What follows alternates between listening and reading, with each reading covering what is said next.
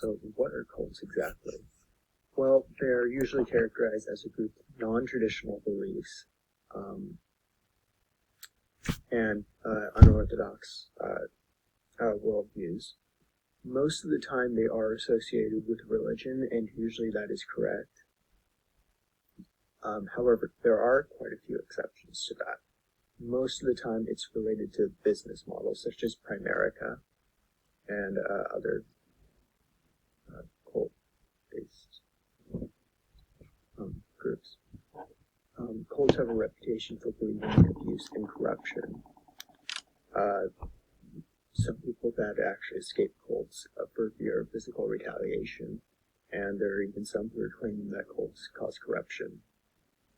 However, the big question is why.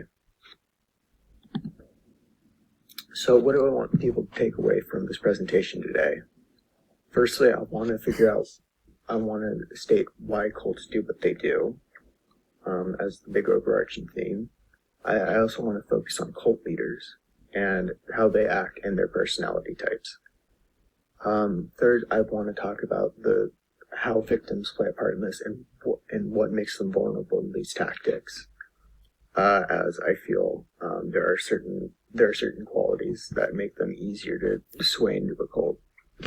And finally, what systems do they contribute in order to keep their members in line and towing the party line, as they like to say.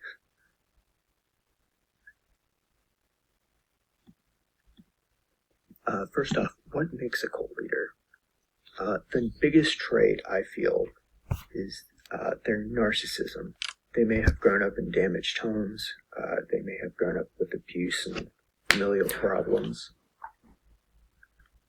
And this might cause them to be very self-centered and only focusing on themselves. And sometimes they even have traits of sociopathy and psychopathy, which is a lack of empathy. To add on to this, they usually have a charming, well-thought-out personality. They will be very charismatic. They will talk to people and get them to feel comfortable around them. And that plays a big role in making people open up and recruiting them into the cult's fold. They also put themselves on a pretty high pedestal. You'll often see them,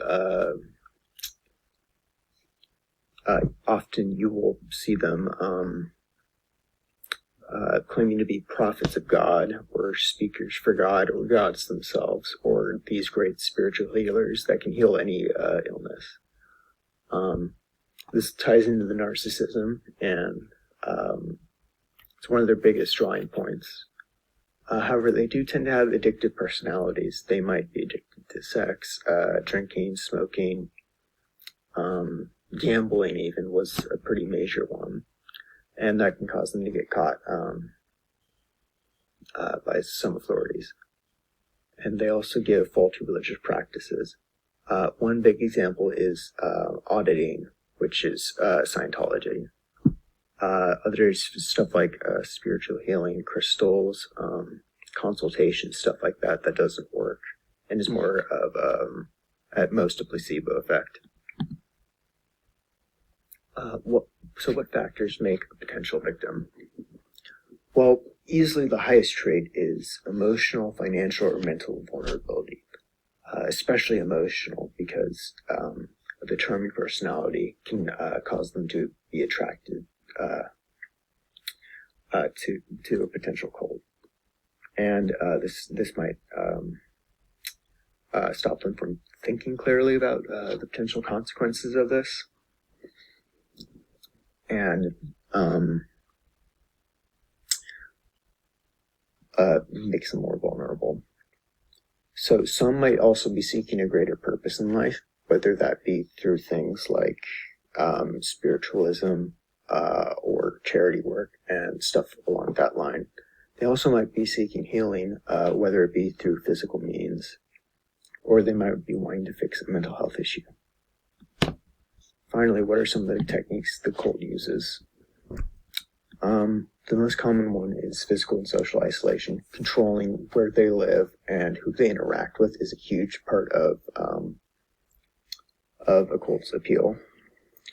and things like Scientology and Jehovah's Witness actually prohibit talking to people outside of trying to recruit them. It also is often built on strong family ties. Basically, what will happen is the family will be like everything the cult member has ever known, and this will make it really hard to leave. Finally, there's techniques such as love bombing. Love bombing is where they are given a lot of praise very early on, and this causes them to have strong protective instincts towards the cult. And that about does it. Those are the main points of the appeal of a cult. Thank you for watching.